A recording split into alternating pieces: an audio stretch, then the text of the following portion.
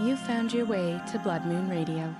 I'm Coraley, and this is where we follow the threads the world wants us to drop. This episode is longer than is usual for the show, and that's intentional. Some conversations ask to be held in full, without being cut down or reshaped, and this is one of them. Today's guest, Leslie Draffin, is a somatic practitioner and psychedelic guide, and our conversation moves through embodiment, healing, and what it means to come back into relationship with ourselves, with each other, and with the world around us. But it also touches on something very timely and very real. Leslie joined me from her home in Texas, and we do spend time in this episode acknowledging the current climate in the United States, the tension, the fear, and the very real impact on people's lives. At the heart of this conversation is something ancient, the idea that nothing exists in isolation, that all beings hold value, that to live well is to live in right relationship with the world around us by honoring our connection to each other and all things. Those of you that listen to the podcast regularly will have heard me say that witchcraft is inherently political. This conversation doesn't ask you to agree with everything said, but it does ask you to stay present, to listen, and to consider where your own voice, your own attention, and your own care are being called. Welcome to Sentient Medicine. Welcome to another episode of Blood Moon Radio. Today I am joined by Leslie Draffin. She is a somatic practitioner and a psychedelic guide joining us from the United States today. How are you, Leslie? I'm doing great. Thanks so much for having me. Thank you for coming on. I'm excited for our chat. You were a TV news anchor for 15 years, and you talk on your website a bit about coming into burnout. What did your success in your career cost you in your body? Oh my goodness. I think my success in my career mostly cost me the relationship with myself, because I spent the majority of my life self-abandoning for one reason or another. And when I entered into television news, it was highly acceptable to self-abandon even more. And so mentally, I was struggling with anxiety and depression and overwhelm, and this feeling that if I wasn't the best, then I would get cut or get fired or lose acceptance. And so I just pushed past any boundaries I could imagine and tried to go all in. And for me, that's certainly indicative of a very much deeper wound, which was just reflected back to me in this career that I chose. When did you realize that your anxiety, was a survival pattern, not necessarily a personality trait or just something you had to live with? I think it was most clear to me when I left television how much the anxiety had been a security blanket for me my whole life. As I really dove more deeply into psychedelic healing and somatic healing, I started to unpeel the layers of the onion that were Leslie. And so I remember distinctly being young, like 5 or 6 years old, and having anxiety around money, because I think I heard a brief conversation between my parents, and the anxiety let me, instead of sit with the feeling of worry or fear, truly, what about the future? What if dad dies? What if this? And it was just a complete spiral. And that is also what my adult life looked like. And so for me, it was really afterwards I could look back. Hindsight's 2020, and for sure it's 2020 in me, because I'll see all the little patterns, and I think it's so funny and interesting and curious to see how I was operating. But yeah, it was certainly the security blanket that I wrapped myself in to make me think I was safe, because I was trying to plan for every possible worst case scenario. And in reality, it was just really detrimental to my mental health, my physical health, and my connection to self.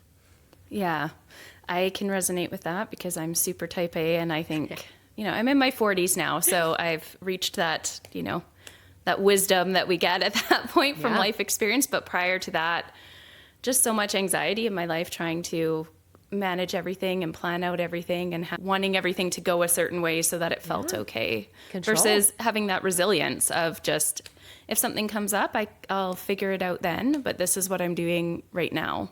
So what led you to leave news anchoring and jump into somatics? So I think the true beginning of the end for me was the COVID-19 pandemic. I had already had my spiritual awakening by this point, and thank goddess, because I was already immersed in certain practices that truly held me. Somatic work, breath work, meditation, journaling, spirituality versus religion, because again, my history is very deeply ingrained in religion. And so when COVID happened, as the type A, good girl, eldest daughter, perfectionist I am, and the lead anchor and the executive producer at my station, I was the one who had to go to work, right? You know, if you remember back all those years ago, seeing folks anchoring from their living room, that was never Leslie, because I was the dependable one. I was the one they could count on. And so I went into work to anchor the newscast while my team was at home. And for 11 months, I unconsciously and unknowingly absorbed even more trauma because of all the phone calls I was having to take from terrified senior citizens mostly, and all of the additional stuff we saw during COVID, right? George Floyd, all of that stuff that was happening around that same time. And I had these spiritual tools that you'd think would help me, but in reality, what I was leaning on most were coping mechanisms like drinking. And, you know, at that point, my eating disorder was pretty well gone, but controlling any area of my life I possibly could. At the same time, I come off of hormonal birth control. All hell breaks loose with my hormones. And it's just like Leslie is a walking nerve ending. Like everything is too much. And so those were really I think the key pivots. The other thing was, you know, and I talk about this often, it was Halloween of 21. Everyone was back in the office by then. And we had this Halloween costume party. And I dressed up as a witch. And I went to take off my like super spooky makeup to put my TV makeup on. And I had this epiphany. Oh my God, this is the costume. The news anchor is the costume. This is who I really am. Oh shit. I have to like do this mask every day, play this part, be this other person that's not me. And I think that was another signal that I just didn't want to live that way anymore. First of all, I hear you on the firstborn daughter type A. Unite. Witnessed and like sisterhood. That is where all that comes from for me too. Yeah. Let's touch on organized religion and witchcraft. It's particularly interesting to me. You live in the deep south of the US, which I don't know whether it's viewed the same in the USA, but up in Canada, that's like Bible Belt, heavily Christian, heavily conservative. And so shifting out of being involved in organized religion and that particular version of Christianity, the North American, the westernized take on Christianity leans heavily into everything not witchy. Yeah, for sure. Very conservative, not accepting. And you're coming into, I'm interested in witchcraft, or I've always known I'm a witch. I think that's how it is for most women who, right? You realize, hey, I view the world very differently. What was that like in your particular culture, in your family, and in society? Messy. So not only was I deeply ingrained in religion, my father is a minister. I'm a preacher's daughter. And more than that, I'm adopted into this family. So there's a whole extra layer of deep wounding that, like you said, was I think even more apparent looking back around not enoughness. And that was really, I think, my biggest lesson from Christianity was that you're never enough. Like just think of the worship songs. I am nothing, I am nothing, I am nothing without you. Like I remember those words. I'm like, damn, that's really fucked up. Yeah. So when I had my spiritual awakening in 2018, early 2019, the first things that were coming to me weren't "you're a witch." In reality, I didn't really resonate with that word for probably another year. And I don't think looking back, I always had that idea that, oh, you're mystical, oh, you're this. I think I just felt too tight in my skin. I felt too restricted. And as the eldest daughter of a preacher, who also has deeply separated herself from her family since I was 18 and got herpes at college, and like really had this schism happen between me and them. Not consciously, they're as supportive as they can be, but internally I felt the separation and the abandonment. When I went this route of spirituality versus religion, it just, again, scraped that wound of you're alone, you're alone, you're alone. You're on your own. You better have your own back. Now, as I've grown in my craft, as I've grown as someone who deeply trusts herself first and knows I will never abandon myself, so therefore I don't need to worry about people abandoning me. It's just this spiral I call, you're spiraling into self. And so you keep meeting new triggers. So one thing that happened is my husband, whose father was a missionary, he got born again. So I have my husband who is deeply in his Christian faith, and me, the womb witch, walking side by side. And that's, again, it's tricky. And so for me, it's been about how do I reckon with the hurt that I experienced as someone born in a female body, and still be loving and married to this person who I'm deeply in love with, who's still there in that same space. And so it's about allowing the duality of both people's experiences and having separate beliefs, but being in love. And that's sort of part of the journey, because for myself, I had to give me that. I had to let myself love myself, even when my family isn't. Are they aware of it? I don't know. I haven't had the conversation with Dad and been like, guess what? I'm a witch. But they certainly could know if they wanted to know, right? And so that's sort of where we're at. And it's a messy conversation. I've maybe described it messily, but that's how it felt. No, I think you described it just perfectly. And something that struck me while you were talking is something that I do notice with most people on this path that I talk to, which is, first of all, the going through some sort of dark night of the soul that takes you deeper, and is that time where you really start to claim language around it, you know, and then you claim the language and you realize people who lived this way before, you know, the Roman invasion in the UK wouldn't have even put a title on it. It just would have been a way of life and a different way of knowing. But it's that dichotomy of that I'm truly alone, at the same time as realizing all witchcraft is based in the animistic belief that we're all connected, right? Oh, yes. So the dichotomy there is something that I think every person on this path that I've talked to has experienced, and it's super interesting. And also, I think I've spent a lot of time saying to the universe, why? Like, why alone but connected? You know?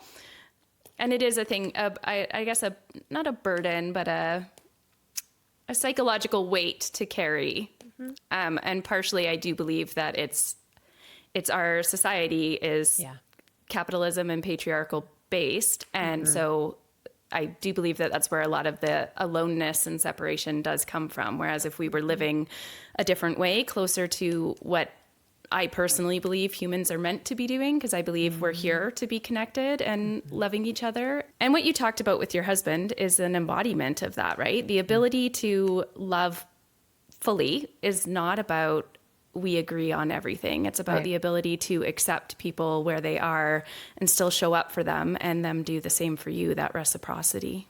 Yeah.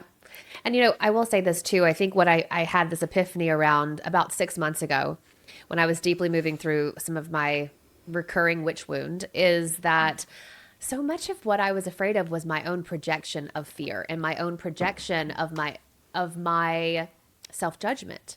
I had these beliefs, these stories I told myself, oh, he's judging me, that I was judging myself, projecting it onto him. Let's be honest. He didn't really have those many deep thoughts. Like, he was just living his life, being a business owner too. Daddy's stressed. And I'm just like, oh, honey, to myself, it was you. You're the problem. Yeah. So when I realized that, it was just like this comical thing, because I'm like, okay, as within, so without. Yep. Right? I was projecting my shit out and getting it back thinking it was his, but no, it was just mine. And so the second I reframed my own thoughts around it, everything I do is safe. I'm good. Nothing bad's going to happen. Stuff like that. I mean, that's a pretty broad, vague situation, but not picking too many scabs over here. Everything switched. It was fine. It was just, I had to be aware of the creatrix energy that I have to create an environment that felt icky, and how potently able I am to create an environment that felt great. Yeah. And that's magic.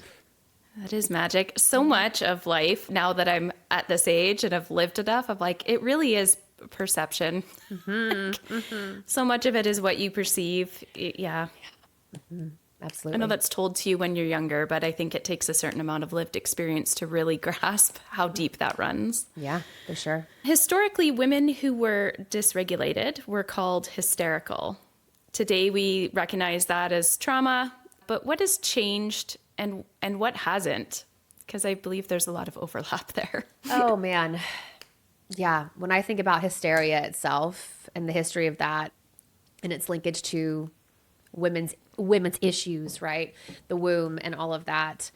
You know, I think what's interesting is the thing that now is coming out. It's this terrible perimenopause, right? It's this, right, midlife craziness, the wild woman. And so I think that societally there's been more acceptance, but what I noticed too is there's this still underlying thread of control. And in reality, the reason I believe hysteria even happened, and in any way, right, that you want to look at his hysteria, perimenopausal, mood swings, whatever, it's repressed rage, first and foremost. And damn, we have a lot to be angry about. Yeah. And it's this idea that society only supports good girls. So if you're too much, if you're too loud, if you're too big, too emotional, oh shit, send you to the sanitarium, right? And so now it's not a sanitarium yet, goddess, ugh, but it's, well, get these hormones to get your shit in check. Go on Ozempic to lose some weight so that you can like be more palatable for the rest of us. Oof, calm down. Yeah. So I think it's still there. I just think it has a different face on. I think it's now, unfortunately, especially here in the States, it's riding this wave of resurging diet culture of thin, of control, of minimizing. And so I don't know if it's really ever gone away, but I hope more people are becoming aware of its new faces. But yet again, it's like this monster that changes its face every few years. You just have to know underneath it all, it's the same thing. Are you going to be controlled? Are you going to stay small? And again, like you had said, this patriarchal worldview is in its death rattle, in my opinion, and it's going to get worse until it gets gone. And that's what happens when you're dying in a way that feels, you know, I want to hold on to everything. Yeah, it's just trying to drag us all down.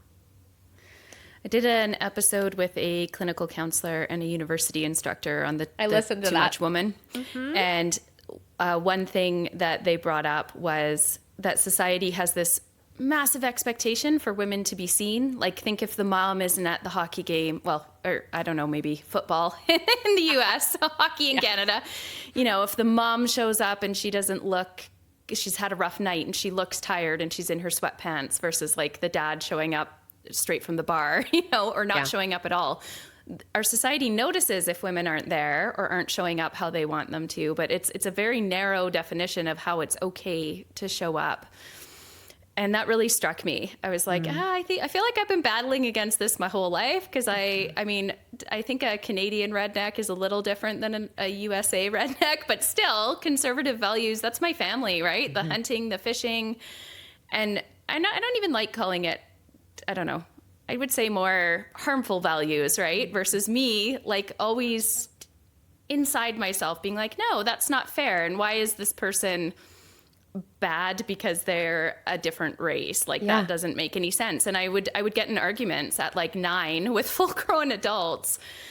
And I'm like, you know, I've never shown up in the expected ways. And on the flip side of that, I have the look that is accepted, right? The intensely pale skin and the blue eyes and the blonde hair. And I could easily fit in if I felt like silencing myself, which, you know, it's just interesting to me and how it's been accepted for so long, you know? Yeah. And what I think, what that speaks to is interesting nervous system evolution. It's this protection mechanism that so many women's nervous systems get into, which is fawn. And fawn is one of the least studied of the nervous system states. But you think, just Like when you understand it, you'll see it everywhere. And fawn is exactly like you said. Show up, do for others, caretake, people please, be palatable, fit in, don't stand out, be pretty, be the best mom, be the best worker, do the unpaid labor, be the emotional caretaker. And what we've learned, and this is historically back forever, right? Ever since the patriarchy rose 2,500 years ago or more, could be up to 10,000 years ago, it was, okay, shit, we're smaller than the men. We're in some, ways like needing to be safe physically. Well, what do? I fawn. I please. Okay, I take care of them.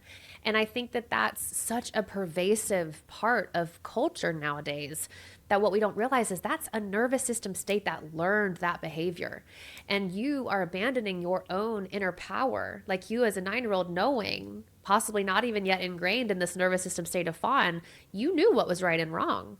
And yet the more you live in the society that tells you fit in, or else, you lose some of that. Mm-hmm. But you can change it. I definitely entered into romantic relationships that silenced me in different ways, and that's the work of my adult life. Yeah. But I do have PTSD, so I have spent a lot of time with the fight, flight, freeze, fawn. Yeah. The 4 Fs. Reading about it. Yeah. It is a thing. Why do high-functioning women stay stuck in survival mode when their life looks good? Because they're in fawn. Like we've kind of touched on that. But. And that's what's so interesting too, because high-functioning women are high-functioning and successful a lot of the time because they have learned a survival mechanism to make them succeed in the world that's built for men's bodies. Right. Yep. And so you're overriding your emotions, which I listened to the podcast that you were mentioning and talking about that, right? We're overriding our emotions. We're overriding our body. We're taking hormonal birth control to suppress our periods so we don't have to have hormonal fluctuations. We're not listening to ourselves. We're not setting boundaries. And that makes us high functioning because we don't have needs. And in reality, we do. And so we're feeling this, especially that stretch in midlife, which that's the people that I work with. I work with women in midlife specifically because your skin starts to get too tight and you're like, this is ridiculous. What is happening? Why am I this way? I'm ready to rebel. And that's the beauty of menopause too, because we get into this phase where when you are no longer, or in a part of you might no longer be trying to attract male gaze, you really become a little bit more unfuckwithable because you're like, oh, and like you said, I've got this knowledge from all these past decades to say to me, hindsight's 2020, let me look and see how I've been self-abandoning. Oh, now I've got a little bit new renewed wildness, a new renewed not gonna give a damn vibe that assists us in a lot of times finally coming to the place we are right now where we say, okay, enough is enough. I see how I've been stuck. I'm ready to not be stuck anymore. Something about midlife just kind of cracks that egg. Opens that Pandora's box, honestly. Yeah. I love all the women entering their 40s really coming into themselves, though. I feel like this is the generation who's going to push to be like, no, I want it to be different for the younger women, and I'm speaking up. I see it a lot everywhere. Mm-hmm. You mentioned hormonal fluctuations and how we've ignored our, in life, tried to override the hormonal cycles, and your work is centered around working with the womb, with the menstrual cycle. Can you talk a little bit about that? Sure. For me, I went on birth control at 18 because I was terrified of getting pregnant. And yes, that was because I had an adoption wound, right? My birth story was that my birth mother was 12 and she was molested. And that was something I did not know until I was in my 20s. But I felt that terror early. And that was, I think, a lived ancestral wound that I was just unconscious about. So I get on birth control at 18, having no information about my body. I was from South Carolina, y'all. The reproductive health system there is just don't have sex or you'll die. Don't have sex, you'll die, or something bad will happen to you. I had sex for the first time, then immediately got herpes. So it was like, oh, we have confirmed that. Oh, no. Yes. So Felt like you were being punished. of course I did. So hormonal birth control for me became just a way to completely override my female body. And when I had my spiritual awakening, one of the first things started to hear in meditation was, you got to get off of the pill or you're never going to understand what it's like to be a true woman. You're never going to have that feeling. And so what I really felt like was my work after I came off of hormonal birth control was, how do I reconnect to self? And once I figured that out and got my period back and started managing the messiness of being on the pill for 16 years, that really did become the work. And I did that through mirroring the moon, through reconnecting to the womb space as someone who is child-free by choice, reconnecting to the womb, not as the creative portal for a human life, but a creative portal for me, rebirthing me. Yep. And so that's how that all started. And I'm happy to go more deeply into the work that I do now. But I think for me, it was that little and now I know it was my intuition, my highest self. But she was silenced because she was on birth control. And I couldn't hear myself very well at all because I didn't have, in my opinion, what I needed as a woman to understand, the estrogen and progesterone swings, to really understand my full self. And so when I heard that through meditation and then went that next step and quit hormonal birth control, I think that's really when I finally woke up. When you talked about the adoption wound and your biological mom's circumstance, immediately what came to me is the current climate towards women and bodily autonomy in your country. And I would imagine that would open up a bit of that again when we're talking about walking the spiral path and coming back to your wounding at a later date. And I think that's why I'm such a proud and loud advocate for bodily autonomy, a proud advocate for choice. And I think that surprises some folks because I'm like, I think she should have been able to have whatever choice she wanted. And she did, right? She put me up for adoption, but I don't think that means that someone else shouldn't have a different choice. I don't. Yeah. I would honor that. I would have come here no matter what, right? Like I was meant to be here. I would have transformed onto this plane in one way, shape, or form. So for me, that's, I think, one reason why.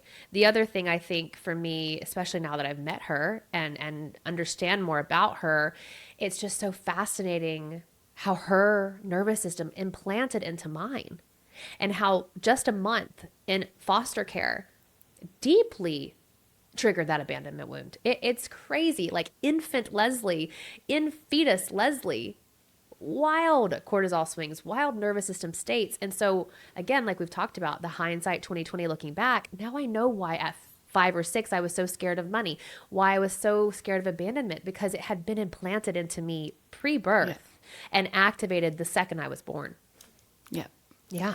When I teach about the witch wound, I talk a little bit about epigenetics and about the studies, post World War II about intergenerational trauma. And it is so true. And it's easy to understand if you start to think about instances in your family, right? Like my Nana has a lot of brothers and sisters and they live somewhere else. So we didn't see them much growing up. But every time my great aunt Sharon would come in, everybody would be like, you can tell you two are related. You have the same mannerisms. We weren't around each other, right? But it was passed in the family line. And I don't know. I think we're so terrible in our current society for dismissing things that we can't solidly prove. But there's so much in life you can't prove. And even after you think you've proven it, years and years later, you'll understand more and know that wasn't how it actually is. And so I wish that we could all get our magic back a little bit in that way, like trusting our intuition and knowing that it's okay if we don't know and noticing, it doesn't need proof to exist. 100%. And you know what changed me for that, like around that exact thought, was looking back at the facts that we didn't study women. We weren't required to study women until 93. Then they skirted that requirement by only studying postmenopausal women because people who bleed are just too confusing for science. And so when I found that out when I came off of the pill about how little we know about true female, the female body, the reproductive system, our hormones, our stress, our nervous system, I was just like, damn, okay. So all the things they've been saying and that don't make sense actually make plenty of sense now. So I'm going to just do what I feel is good within myself and trust it as much as science. And that's really how I work with psychedelics, how I work with the nervous system, the womb. It's like, sure, there's some science to back it up. But if you feel intuitively inside yourself, that's your inner wisdom, and we're going to trust that. When you speak about womb-centered regulation, you talk about that even for women without a uterus. What does that mean? So for me, womb-centered regulation is one of two things. First, it's understanding that the womb is the creative portal for your feminine life, whether you have a uterus or not. And you could look at that because we all come from a womb, or you could also look at it from the fact that if you've had a womb and you've had it removed, you still have that space in the body. You still have the fascia, you still have the nerve endings, you still have your pelvis, your pelvic floor in a lot of cases. And so when I talk about womb-centered healing, it's first really coming back to the deep root. And for me, the root is the womb, because that's the first. That's the implantation point. Now, when we look at nervous system and some of the studies, again, the very tiny studies that we have seen around female nervous systems, it is deeply linked to the cycle, and it's deeply linked to the sensitive shifts that happen thanks to hormones. So when I work with people who are still menstruating or who still have all of their reproductive organs, it's really about trying to figure out which survival state becomes most activated in each phase of the cycle. And we work with those different fluctuations to create stabilization. When I work with people who have had hysterectomies or people who were not born with wombs, what that becomes if we don't have a physical uterus is, again, how are we tying ourselves back to our pelvic floor, our pelvis, that womb energy, the imprint that it had on us. And that might also look like working with the moon or working with the cosmic womb, this cosmic creatrix energy. And I think that even working with that cosmic creatrix energy, it can be deeply stabilizing, like we said before, to understand we're not alone. We're deeply connected. I think the womb is such a connective entity. Mushrooms, again, another part of my work, a deeply connective entity and energy that helps to deeply stabilize women when we come into right relationship with ourselves and intentional relationship with ourselves. I had a thought, and then I got distracted by the mushroom connection, because then my brain spiraled into trees being connected. Everything. Just recorded a meditation this morning where I led everybody into water and water being connected to everything. So. Water is the focus of my membership next month. So water, the womb, and emotions, very, very much part of this. That's great. I love that. It did strike me what a lovely way for someone who has felt like they're in the wrong body to come to your work and find that way to connect with divine feminine and their femininity. That must be incredibly healing when it happens. It's only happened in group, usually in person. And because in my town, I'll lead somatic breath work. And there are several people that I have worked with who were born in male bodies. And to connect them into womb, to connect them into creative, creatrix, sensual energy, it's really interesting to watch. And they go all in. And it's not as womb specific, but I always talk about that in the beginning of my work when I'm leading these group classes. And I always talk to those folks afterwards and to say, hey, I really honor you for being here and for sticking with what might have felt uncomfortable and doing such a fabulous job of allowing that to be a new learning experience for some of them. And a lot of them are yogis, so they're not new to it at all. You talked a little bit about women being included late in medical studies. I think it's even later in Canada. I think it's 97 here. Oh. Why is honoring the menstrual cycle radical in medicine? So you're right. I've been having, perimenopause, some symptoms, and I've been putting off going to my doctor because I know the standard care that's going to be offered to me is take some hormones. That's going to be the only thing they're going to offer up. And they are behind on anything menstrual related, anything female health in general. So I don't remember exactly what the number is, but it's insanely low. I think that from what I was hearing from some doctor friends, when you're in med school, even if you're going to be a gynecologist, your information on menopause is I don't want to, I'm not trying to like create false rumors, but I swear it was something like a week of study. How can you be a gynecologist and not be like, it's a completely female. I'm hoping that they have additional training. I know this was really a conversation with some friends of mine who were talking specifically about med school and when they'd be on their like rotations, which included gynecology. But one of the most infuriating things that has happened is when I left TV, you know, when I was in TV still, I had a weekly segment called Your Best Life. And so I interviewed a bunch of the top doctors around here. And we went into like the witchier I got, the witchier that shit got. We were talking about weird stuff. And my boss was fine with it. So it's cool. General public, not always great with it, but you know, it is what it is. So I left TV and I went to this panel where a couple of the doctors that I had interviewed were leading it. So I was like, oh, okay, I'll go see them. It was a panel of women, all female doctors, all gynecology. They were pushing hormones. They were pushing IUDs in children. They were pushing the idea that you don't need sedative for an IUD. I was fucking infuriated. I was like, wait, you're women telling me that I've had multiple IUDs and that wasn't painful. Just, oh, well, it must have been just painful for you. And I went up and talked to them afterwards. Like, so you're telling me, did you sedate the child? The 12-year-old you gave an IUD? Well, yeah. I'm like, well, why did you not sedate an adult? And I'm like, okay. So even when you are looking at a female doctor, the rhetoric around the female body is still back ass, truly. Yeah. And so I don't know what necessarily that does or speaks to for all of us, but I think what it really shows is you've got to be your own guru. You've got to be your own embodied caretaker when it comes to your medical health. And so for me, that looked like in the beginning of this journey, refusing to ever let them weigh me. Yeah. And they would hate that.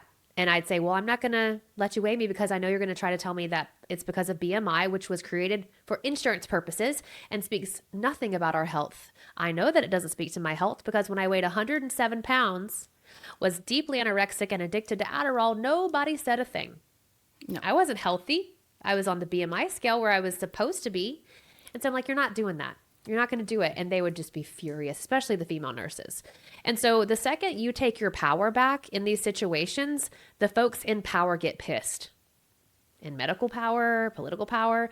And so again, I'm kind of just skirting around that whole issue of what do we do or what do I think? But I think it's just messy. And I think we have to be self-resourced enough to stand up for what we truly feel is necessary for us. And I know there's a lot of information out there and it can be really confusing.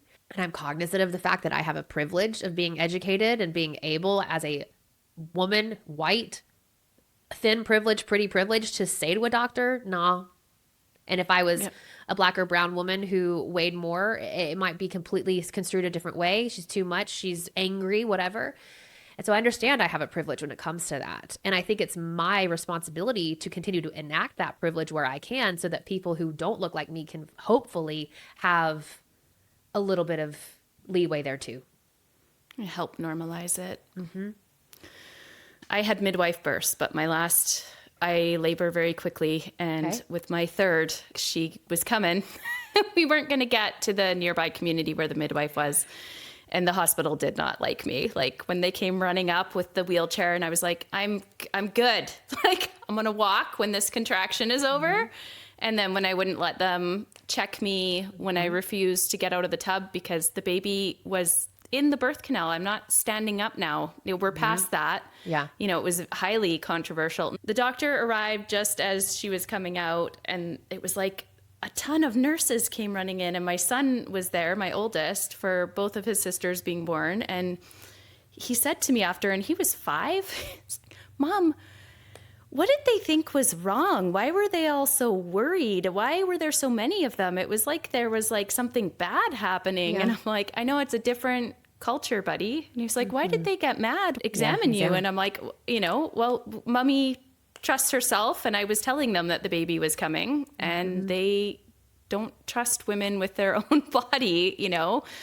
It was an interesting dynamic to experience. And so on top of that, when we look at gynecology and obstetrics in particular, the man who's credited with beginning it was a horrific person who was from the deep south of the United States testing his macabre surgeries on his slaves without any anesthesia. And so it's like, well, if this is what we think is cutting edge, where are the roots? The roots are deeply, deeply in exactly what you said. Not having agency, not being able to speak up for ourselves.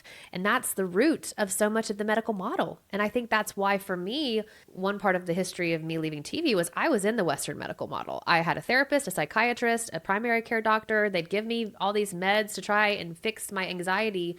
And it was indigenous psychedelic mushrooms that finally did the job. And I'm like, damn. So I had tried what society said was acceptable and found in myself a different route that actually helped me heal myself.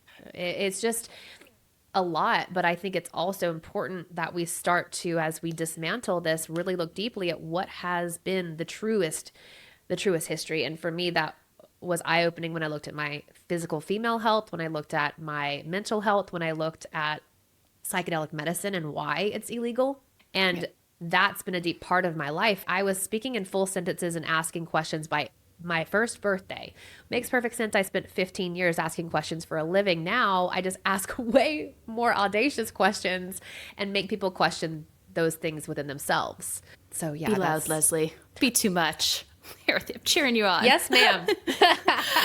I do think something that's striking me as we're talking is not only, we're talking about the suppression of autonomy that's very prevalent in our culture. We're talking about that amplifying when we get into more marginalized groups. Yeah.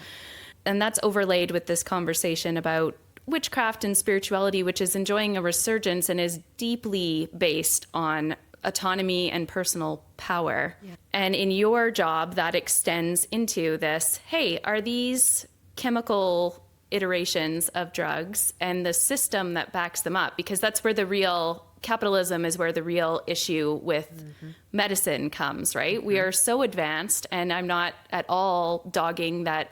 I'm super thankful we live in a time where we're advanced enough that people enjoy long lives. Yeah. But it's also important to understand that the drug industry is a huge industry, and your doctor is a part of that. And you can't just trust that the medicines coming forward are actually good for you. And that does bring up the question of why have natural substances been villainized for so long definitely in North American culture, but, all around, Well, I think you hit the nail on the head. The industry that is the pharmaceutical complex, the Western medical complex, is built on you being sick. Yep. If you continue to take this pill to fix your symptom, you will be on this pill for life. And that's not what sacred plant medicine does. That's not what herbal medicine does. That's not what getting to the root of your issues does. When you really start to look at yourself as a fully capable person of healing whole and healing at the same time, you start to balk at this idea that the Western medical model says to you that, well, you need this pill, and this pill in order to do this.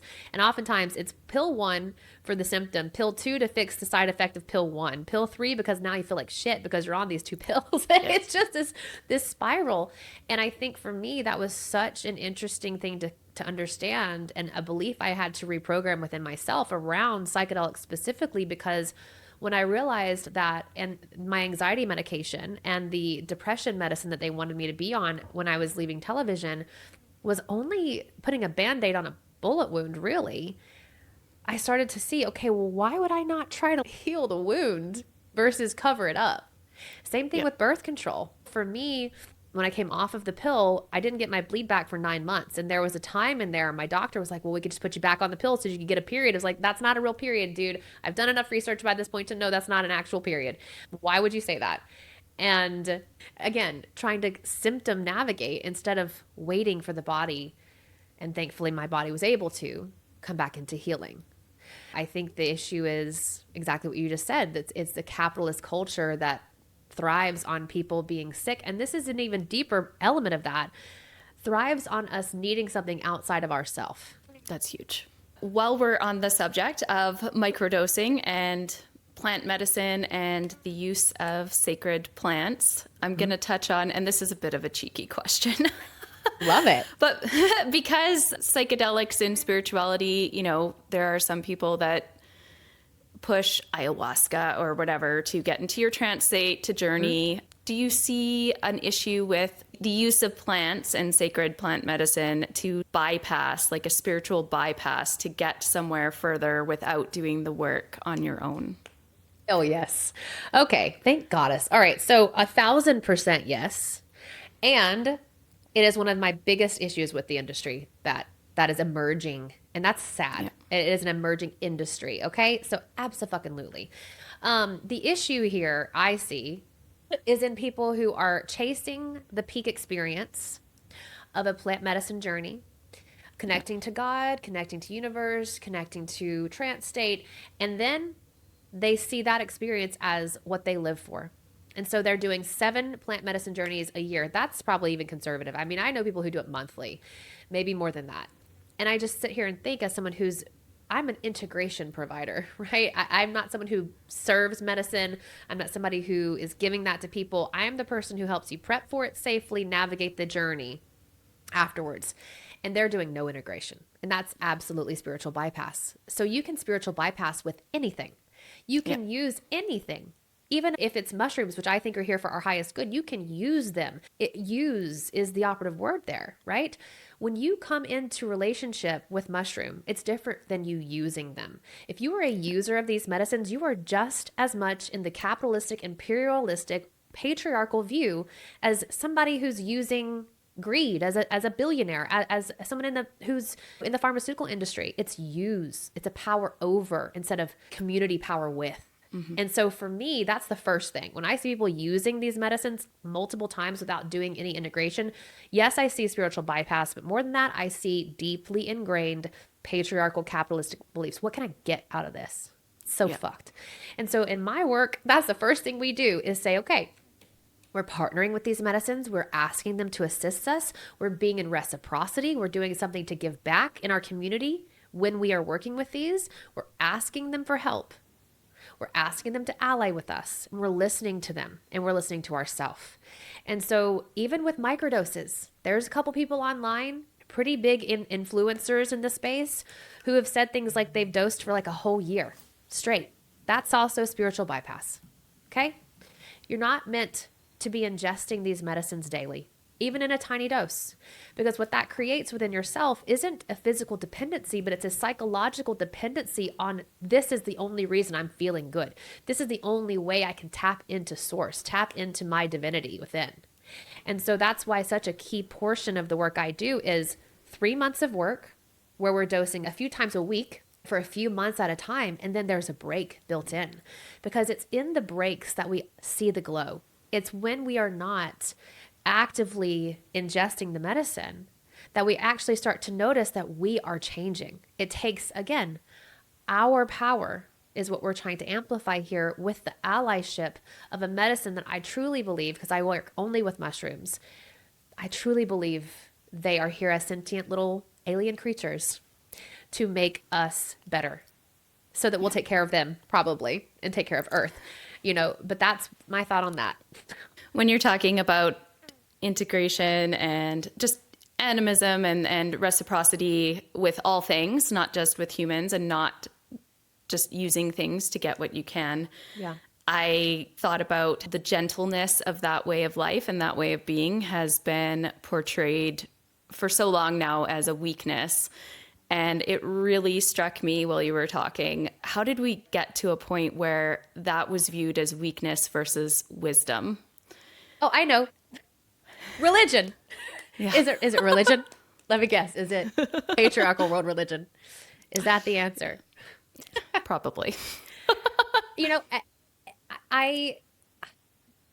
I've done a lot of thinking about this, and I think it is because I remember being raised in the church and hearing things like we're supposed to be a steward of the earth, right? But I remember my mom not letting me sing this one line in the Pocahontas Colors of the Wind song because it said that they had a spirit. The animals have a spirit. And she made me change the lyric to worship God. So it's ingrained in this idea of Nothing else has soul. We have soul. We're the only ones. We're the ones who are in charge here. Point blank, period. We can do what we want with this land. We're the ones who are supposed to be governing over. And who governs over us? A sky daddy. A sky daddy. That just encapsulates the abuse of organized religion to be what you just said, because I'm like, it's the humans aren't good enough. We're not worthy. God is the only one that can do anything for us. And he is perfect and pure and we are crap. But also you're better than all the other things though, the cognitive dissonance. It's the whole thing built on the core tenets of abuse right there. And power over structure. Exactly. Yep. Exactly. And I think for me, once you start to pick this scab, because it feels like a scab for a lot of folks, oh my gosh, you're going to start to just uncover all the things. It's like, this is why psychedelics are illegal. BTW, it's because you will start to question everything. And you will start to see the truth underlying everything. And yes, absolutely. I think it's all intertwined and it's all so, I don't know exactly the word I'm looking for, but it's all so designed to keep us from self. Yep.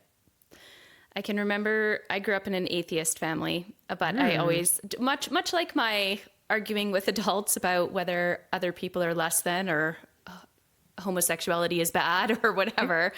The other part of me was that I had this deep knowing that we're more than our physical body. And growing up in the 80s, I mean, that was the time of strict logic in this, where I feel like everything was very pushed towards, no, it's only what you know. And so that in itself was like a whole thing. But I went on this journey. I read a lot about different religions. I read different religious texts. I'm nerdy. So I was like, reading the Bible. I got my hands on one, like I would sneak the pamphlets from the Jehovah's Witnesses because my mom absolutely hated when they came to the door. But I wanted to learn everything. Like, what are these people believing and where's the thing that resonates with me? Yeah. And Christianity confused me so much because I would read about Jesus, say, and I'm like, oh, love thy neighbor as yourself. Like, give and take care of others. This is great. But then there was like you're horrible and God will destroy you if you do that. And I was like, it's not jiving. I don't see what's going on here. And then when you start to study history and you overlay political systems that have benefited from it and religion being dogmatic because it's used to control people and get them to do what you want so that you can maintain your power and make money and gain more influence in places, it starts to make sense why it's confusing. But as someone who has always questioned things and never just relied on what I've been told. And I understand now in my old age, I didn't when I was younger, that's not how everybody thinks. But for me growing up, I was like, I don't get how this became so widespread when to me, the hypocrisy and it's blatantly obvious and it's just not. But then I watch modern societal issues. When I watch what's going on in the US, for example, I'm like, okay, you're a Christian, but you're going to excuse pedophiles. Make it make sense. You're a Christian and you're like, so this is my party because they have Christian values, but you're electing someone who has multiple divorces and multiple affairs and says, let's grab women by the pussy. They'll let you do it. Like, I'm like, how does that fit with Christian ideals? You know what? And you actually said this earlier too, when you talked about your family's conservative values, repressive values, right?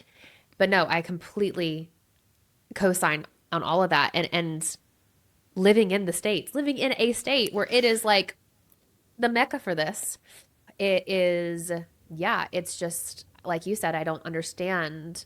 I don't make it make sense, but that's the problem, right? Unfortunately, when we look back at history, the history was written by the victors. And again, like the rabbit hole conspiracy theorist in me is like, I don't really know how much of anything is true. Yep. And especially seeing how even in this digital age, things are easily rewritten and how divisive algorithms have become to mirror back to your own beliefs. Again, this kind of back to as within, so without. Yep. It's just so terrifying, honestly, to think about what is really happening, what's really out there. And you know, little tiny Coraley, who was like, how is this spreading? I don't get it. People are terrified. And it gave so many people a sense of security. And that's what we want. We want to feel safe. And so religion is a very safe thing for multiple reasons. One, you're part of the pack, the truest version of safety. You're not standing out. And I do truly believe, because of the conversations I've had with my husband, and because we align so much on what we actually believe past the, you know, dogmatic other thingies. It's this ability to trust. It's this idea of safety that comes from a belief of believing something, right?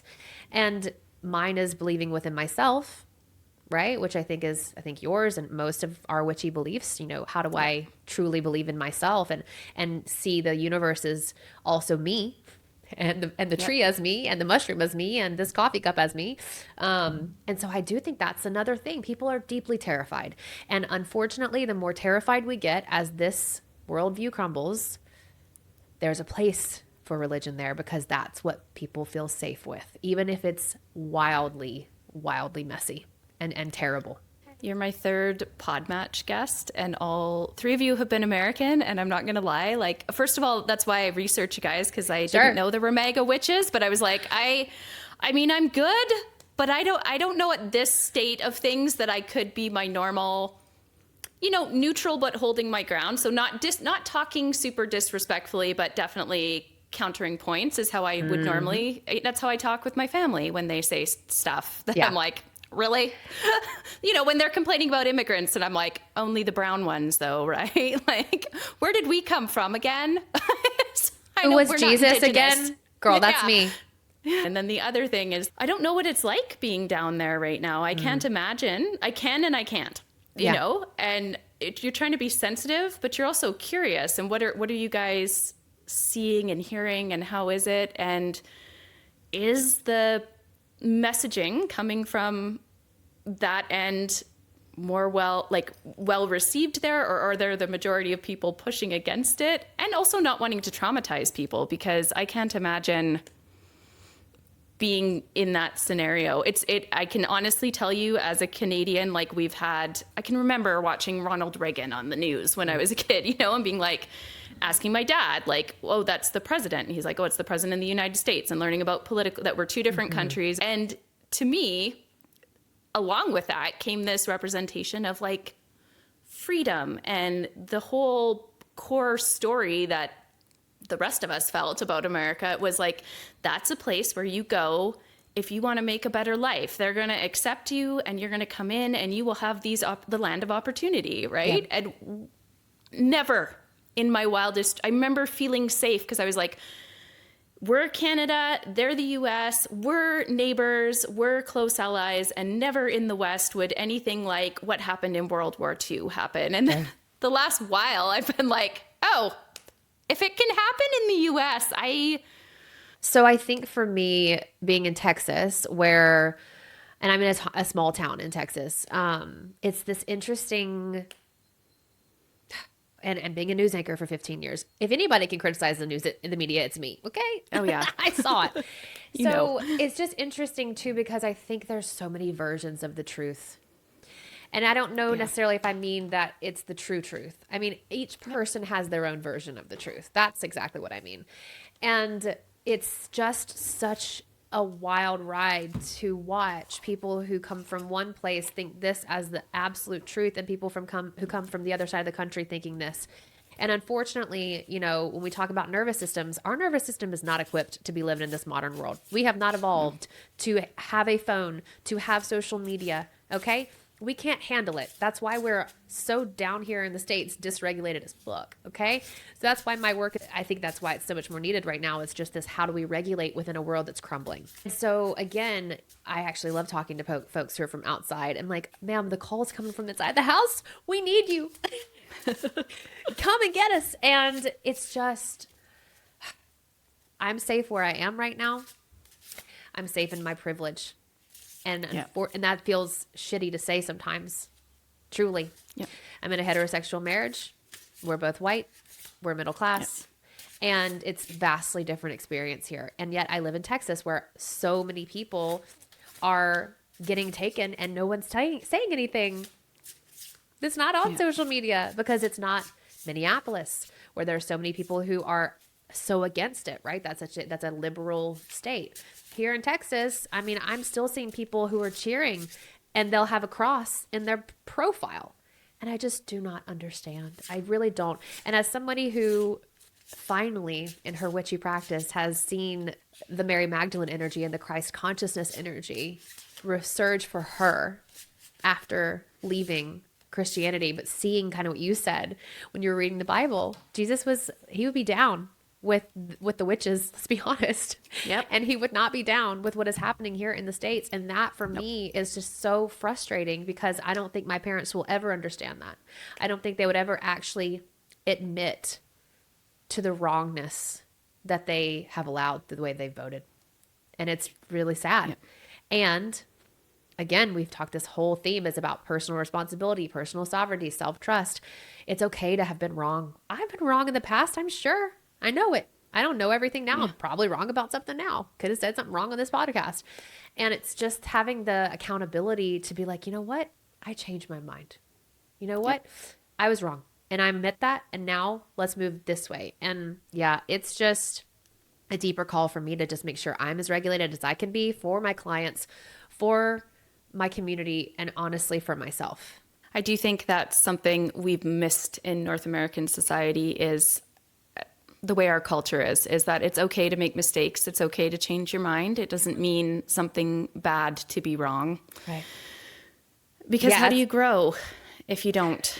And but you can learn from doing something wrong too, right? Like learn from it. Yeah. and as an 80s baby, as someone who was raised in the 80s, like, damn, like that was steep rhetoric back then for sure.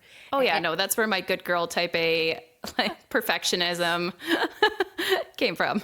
Yeah, that's where my I can do anything you can do better came from. That early 2000s Mia Hamm tampon commercial.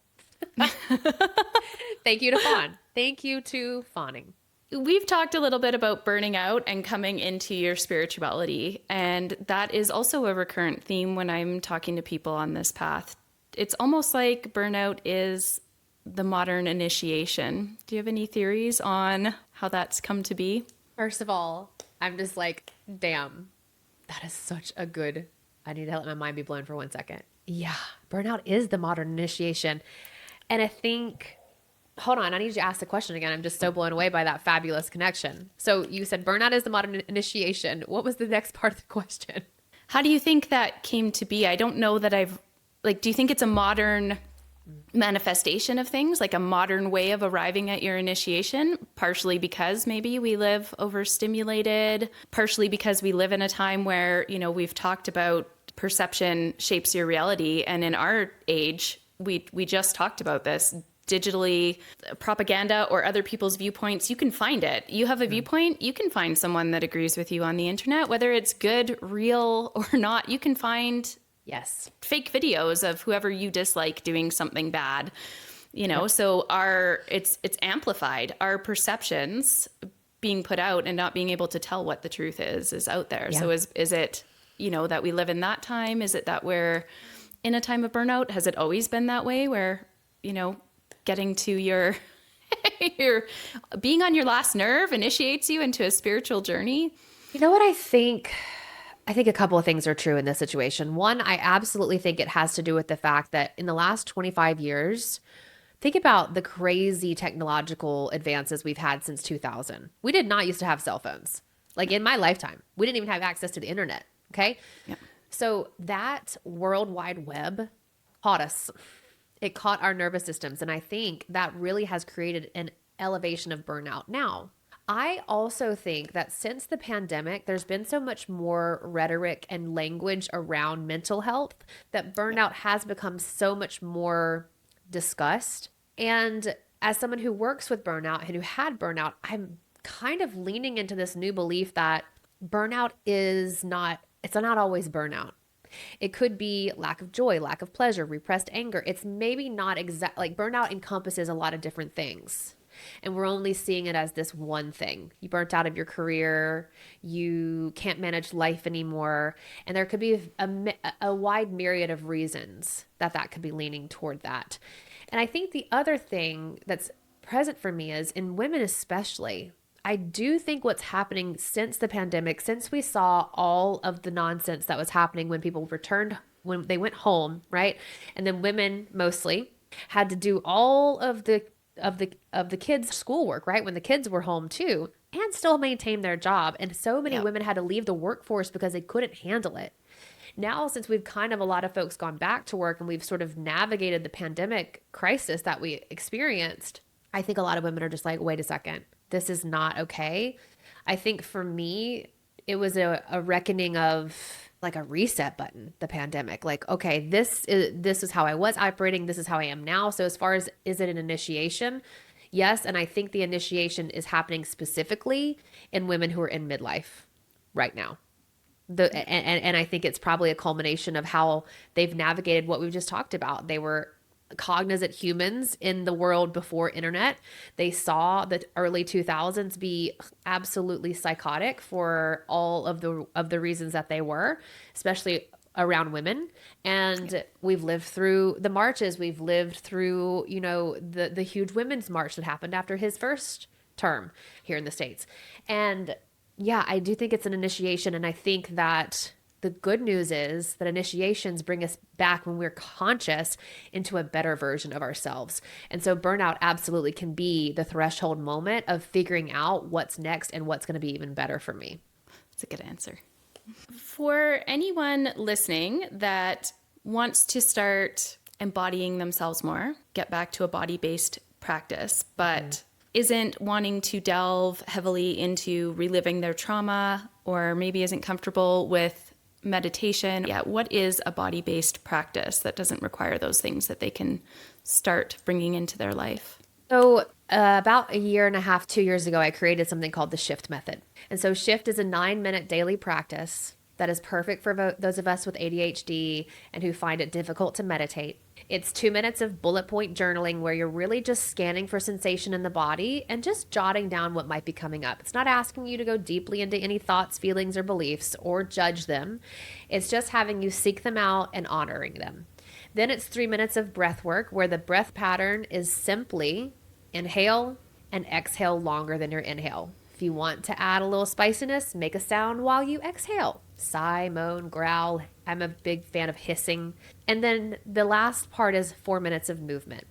And so when we allow ourselves to just maybe start by standing and swaying, or standing and bouncing on the balls of our feet, or maybe we do more dancing, something like that. What this does is, over time, it helps us understand the language of the sensations of our body, which are signals from our nervous system trying to communicate to us. Unfortunately, we don't understand that language a lot of the time. And so we start to just think logically, well, this is anxiety, this is this, this is this.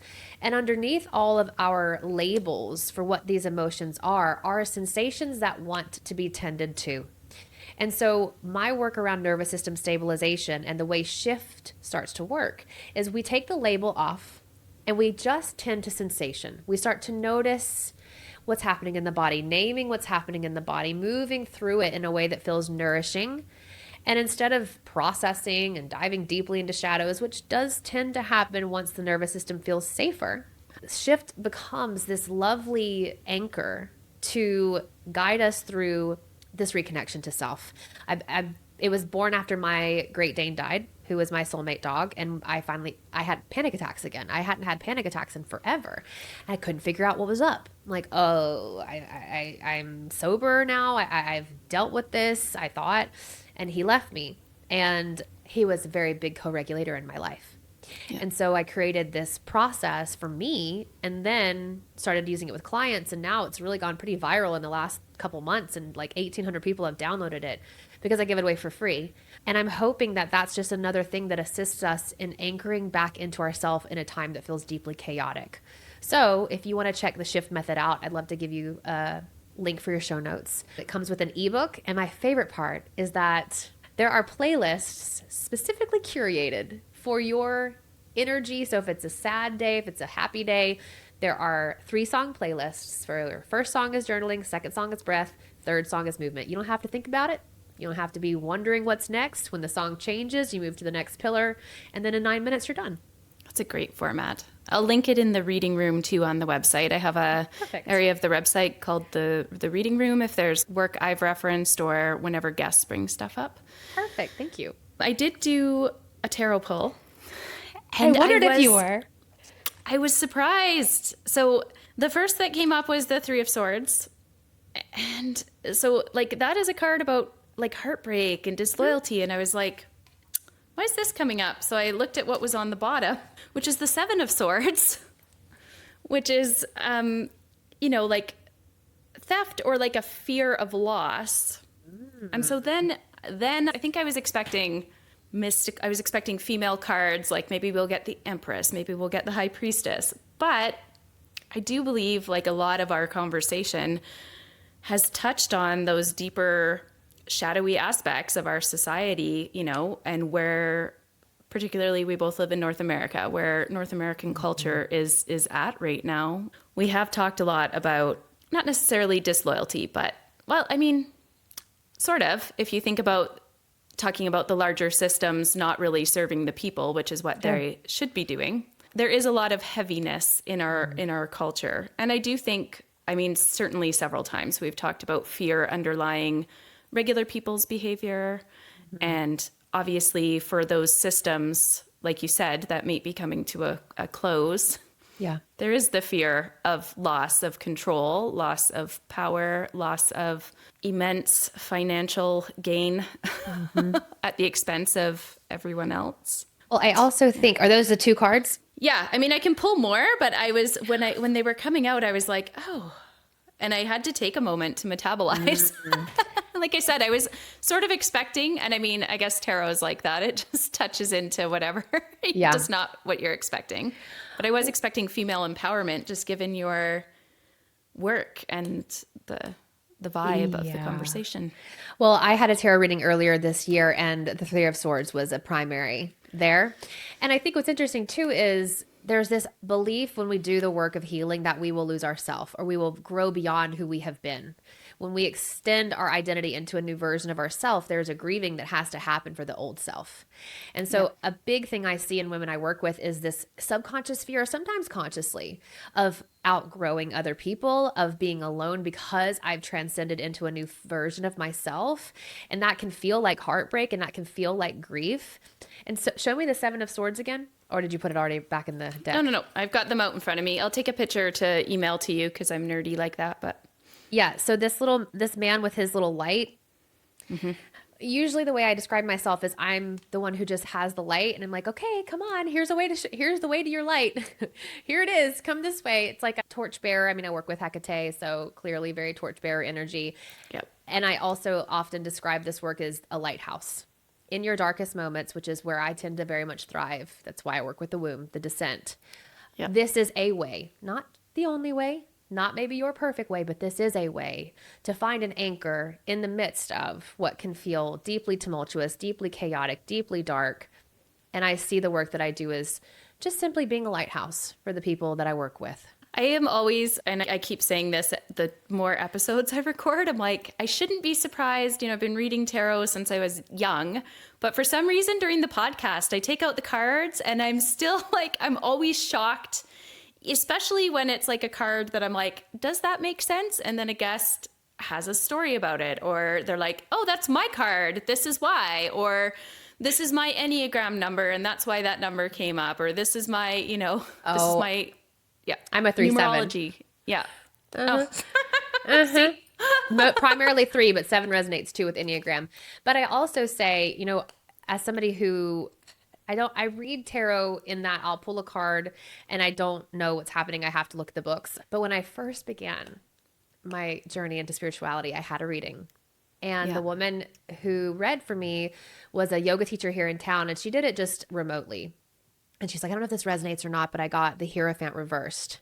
And girl, if that is not my entire personality My dad being the preacher, me being the one who's turning it on its head, the taboo breaker. And she's like, and I'm getting this image of like a lion. I'm like, okay, yeah, that's probably a little Aslan energy, very Chronicles of Narnia.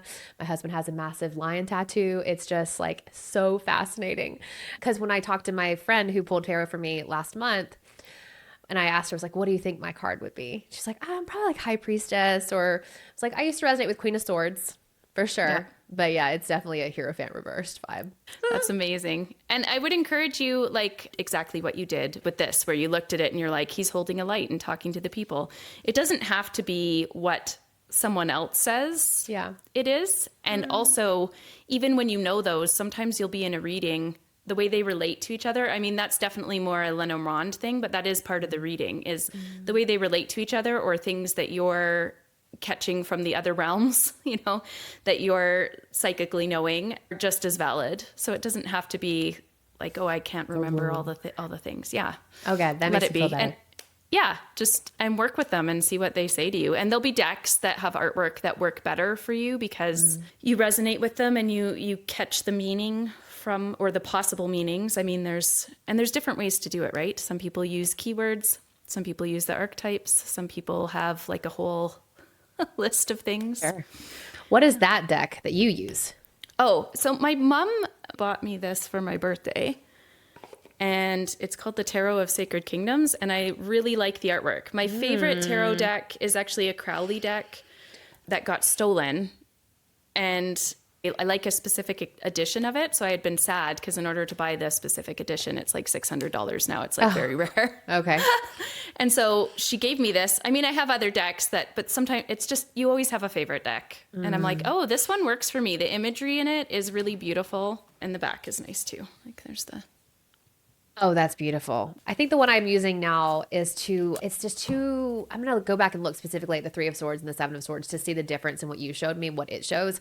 It's very mystical, pink, like love and light. And maybe that's why it's a Moonchild Tarot. That's the name of it. And I am a Moonchild. Too. Dark moon phase, my love. Not the full. I'm a Cancer, so I've definitely got that moon.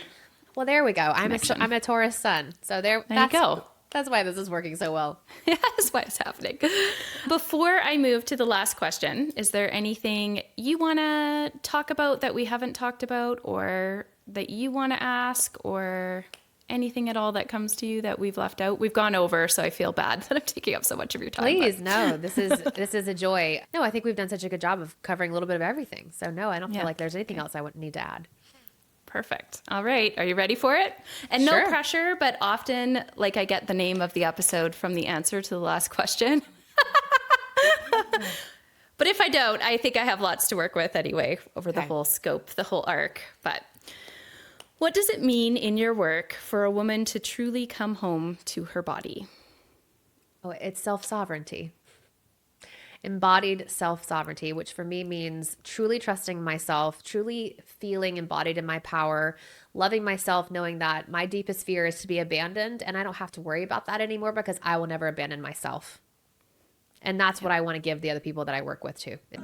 If there is one thing you took from this episode, my hope would be that it is recognition that our voices matter. How we show up for each other matters. That being in a relationship with people, with place, with the world, is not passive. If this conversation moved something in you and you heard Leslie's call for those outside the USA to support, a place to start is by paying attention. Listen to people who are speaking from lived experience. Stay informed in a way that keeps you open, not overwhelmed. And if you're in a position to offer tangible support, you might consider looking into organizations doing equity and human rights work. 2 that I suggest checking out are the American Civil Liberties Union and the American Friends Service Committee. Always, of course, taking the time to research and choose what aligns for you. There is no single right way to engage, but choosing not to look away is a powerful place to begin. If you want to work with Leslie or download her free shift method, visit her website, www.lesliedraffin.com. You can also find her on Instagram at Leslie Draffin. And her website is linked in the reading room at bloodmoonradio.com.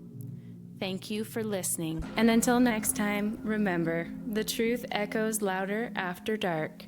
Whispered, unfiltered, waiting to be touched. See you soon.